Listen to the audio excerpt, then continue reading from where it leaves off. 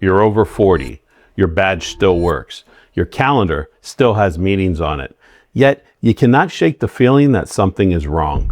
In January of 2026 alone, U.S. companies announced 108,000 layoffs, the worst start to a year since 2009. Meta's own internal data exposed a lawsuit this year. It showed workers over 40 were 1.5 times more likely to be terminated, over 50, 2.5 times. But most people over 40 who get laid off see the same 3 signs first, and they explain away every single one. Today I'm going to show you the 9 signs that mean you're already on the list, and I'll give you the specific move for each one that takes you off. These signs don't arrive as a memo. They don't get announced in a town hall. They show up as small changes that feel like nothing until you look back 6 months later and realize they were everything. Your projects are being reassigned without explanation. It starts innocently. A project you've been running for 2 years gets moved to someone else. The reason sounds reasonable. We're redistributing workload or aligning resources. Nobody's panicking. You shouldn't be either, you think. Here's what's actually happening. When a company is building a case to eliminate your role, the first thing they do is disconnect you from the work that proves you're necessary. Every project you no longer own is one fewer reason to keep you around. The move to do, document every reassignment. The date, project name, who got it, the stated reason. Keep this log outside company systems. 1 reassignment is noise. 3 1/4 is a signal, and that signal says they're preparing for you not to be there. The second sign, you're being excluded from meetings you used to own. You notice the calendar. A reoccurring meeting that you used to be leading now is owned by someone else. A strategy session you were always included in, you're not on the invite this time. Nobody told you. You found out when somebody mentioned it in passing. This is not an oversight. Meetings are where information moves and decisions get made.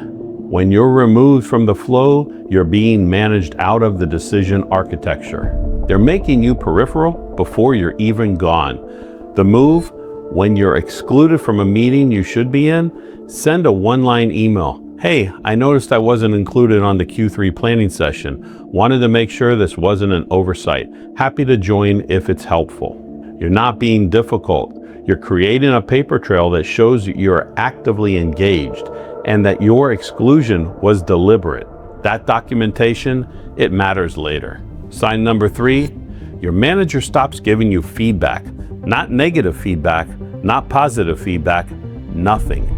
Your one-on-ones become surface level. Your performance conversations disappear. Your manager used to give you notes. Now they give you silence. Most people interpret this as, I must be doing fine. They're wrong. A manager who's protecting you gives you feedback because they're investing in your growth. A manager who's been told to manage you out gives you silence because feedback creates a record, and a record, that creates liability. The move I do, request a written quarterly review. Frame it as professional development. I'd like a brief written summary about my development and growth this quarter. It helps me stay focused. If they refuse, that itself is a data point. If they provide it, you now have documentation of your standing. Either outcome is useful. Silence is the only losing move.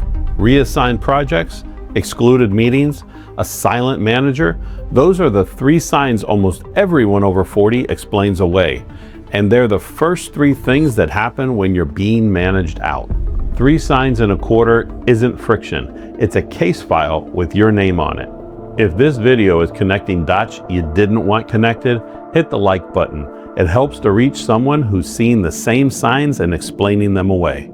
Sign number 4, younger colleagues getting the stretch assignments.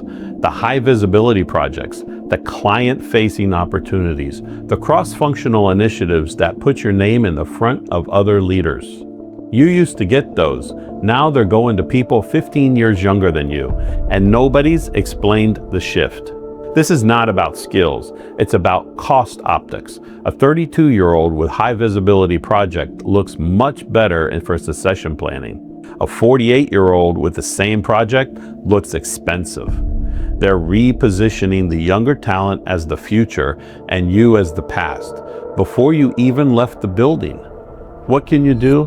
Build allies across generations, specifically mentorship relationships with the younger people getting those assignments. When a 32-year-old who's rising fast considers you essential to their growth, you're no longer just an older employee, you're political cover.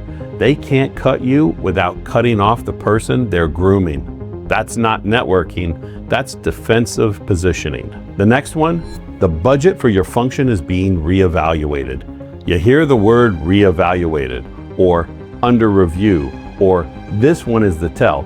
We're looking for efficiencies. The budget for your department, your team, your function suddenly needs a second look. Nobody uses the word cut.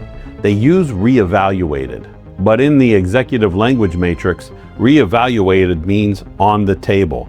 And when you're over 40, on the table means you're being priced against two younger employees who together cost less than you do alone. What should you do? Get the number, not the rumor, the actual budget number for your function. If you have access to financial systems, take a look. If you have a relationship with someone in FP&A, ask. Know what you cost and know what your function cost. You can't defend a number you don't know. Sign number 6, HR contacts you out of nowhere. A check-in email from HR, a calendar invite titled Career Conversation, a suggestion that you might benefit from a coaching program or an EAP referral. It's framed as support. It feels helpful. It is not helpful. Unsolicited HR contact is never neutral. HR is not confused. HR is not checking in because they care about your development. HR is building a file. Every conversation, every email, every coaching referral creates a record, and that record is being assembled to justify a decision that's already been made. The move? Document everything. Every HR interaction, date, time, who was present, what was discussed. Send yourself a summary email after every call. Thanks for the conversation about X. Just to confirm, we discussed Y and Z. This is not paranoia. This is building a parallel record. When their file and your file tell different stories, it weakens their case. More than 2 signs in 90 days means you're not paranoid. You're already being managed out. Sign number 6 is the one people argue about the most. Was HR really building a file or just checking in? If you've ever had an unexpected HR conversation that didn't end or feel right, drop it in the comments. I really want to hear what happened. Sign 7, your title changes, your pay doesn't. Reclassification, reassignment, role restructuring. Same work, new title, same pay. Or sometimes same title, fewer responsibilities, and same pay. It's presented as organizational housekeeping. Here's what reclassification actually is. Reorganization by another name. It precedes elimination. They're moving boxes on the org chart to see which ones they can remove without breaking anything. If your box gets moved and nobody notices, your box gets removed next. The move, when your title changes, ask for the written job description that corresponds to the new classification. Compare it to your actual responsibilities. Any gap between what the document says you do and what you actually do, that gap is where the elimination happens. Close it. Get your responsibilities reflected in writing. If your work isn't documented, it doesn't exist. Sign 8, someone asks you to document your processes. This is not subtle. This is the clearest signal on the entire list. When someone above you asks you to write down what you do in your job, your workflows, your procedures, your institutional knowledge, they are not trying to document best practices. They're trying to prepare themselves for you not being there. AARP's 2026 survey found that 91% of workers over 40 believe age discrimination is common in their workplace. You know what most of them told researchers?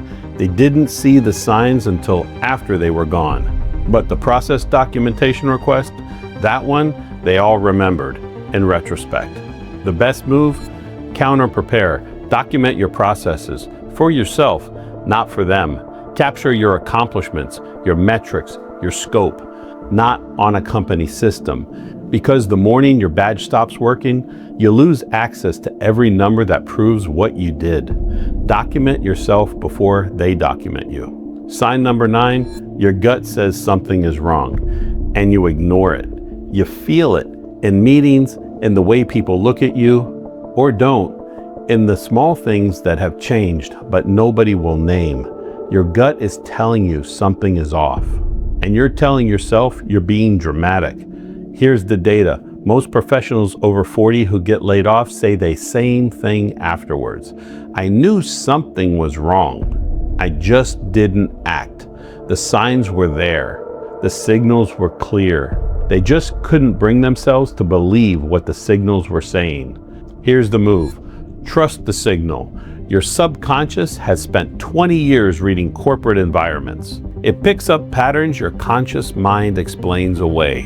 When your gut tells you something is happening, treat it as intelligence, not anxiety. Act before the meeting, because once the meeting happens, the decision is already made. Tomorrow morning, pick the sign that hit clearest to home and execute the move I gave you. One move tomorrow, not next week. The urgency is now.